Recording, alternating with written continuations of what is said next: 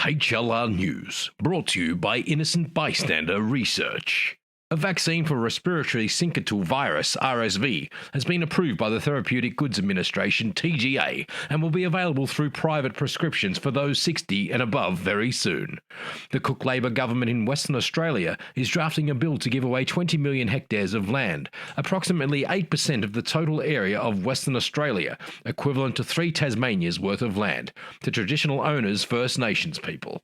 Apparently, there are 142 permanent First Nations settlements in the area home to an estimated 12,000 people.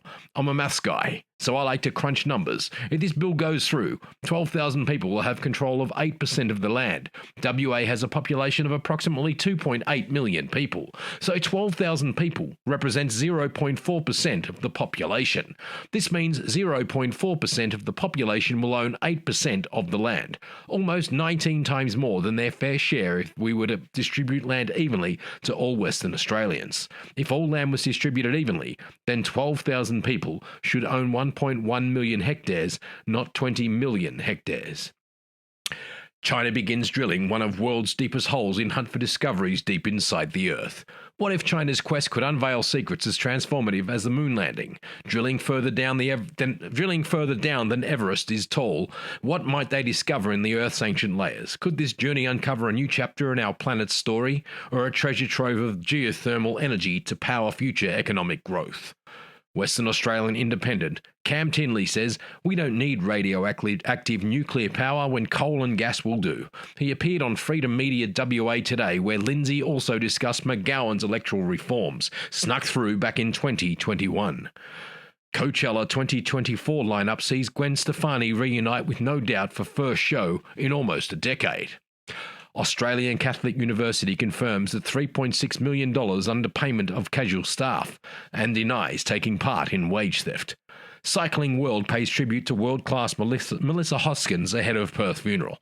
Hoskins, 32, died on December 30 after being hit by a car outside of her home in the Adelaide suburb of Mendindindi. She was a world champion cyclist and 2-time Olympian. 2 freshwater pools have been closed in WA southwest after Naegleria fowleri was detected. Naegleria fowleri can cause a rare brain-eating infection called amoebic meningitis. Water scientist Richard Theobald says as the climate gets hotter, more anaphylactic could be found in fresh water. President of the European Commission, Ursula von der Leyen, tells attendees at the WF 2024 conference that the biggest global threat is disinformation and misinformation. Pretty soon, folks, they're going to have a campaign to stop you talking to your neighbour, or anyone else for that matter. EV charging company ChargePoint pulls the plug on Australia as US-owned network shuts down stations in Victoria, New South Wales and Queensland. Anthony Albanese had previously visited another EV organisation in March 2023 that closed its doors in December 2023. Latrobe Valley Express newspaper journalist Luke Chillingsworth claims that angry motorists have called for the introduction of a new mileage tax. Yeah, well, Jeff Buys Cars calls bull on it and calls the journalist out to show he's working. An explosion at a fireworks factory in central Thailand killed at least 18 people on Wednesday, according to a rescue worker.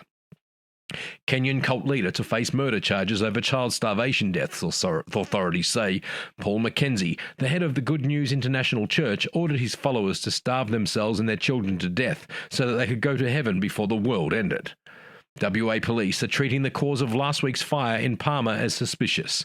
The blaze reached an emergency level and caused $1 million in damage. Collie Shire President Ian Mifflin says the possibility of arsonists in his community is concerning, and also the possibility of arseholes in his community is also concerning. Queensland domestic violence homicide rates rise 50% in 1 year. Now for some USA dribble. The Republican Party can cancel debates in New Hampshire because the candidates do not want to participate without frontrunner Donald Trump. Trump supporters chanted VP when Vivek Ramaswamy spoke at a Trump event. Ramaswamy referenced a possible debate with Vice President Kamala Harris. Or Kamala Harris, whatever her fucking name is. Reading the tea leaves here, Well, fucking oath, thank you. A flight attendant filmed a hot pink unknown object in the sky on a flight from England to Poland. What do you think this is? I've got no idea because I haven't seen it yet, but I'll be looking out for it. Thank you.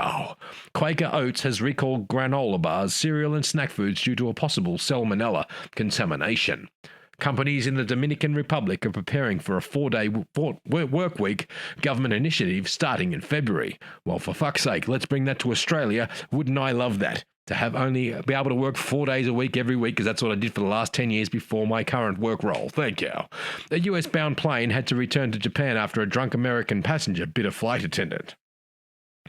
Protesters broke into the Auchenly-Pontet supermarket during a demonstration organised by the Young Farmers Union in the French city of Avignon.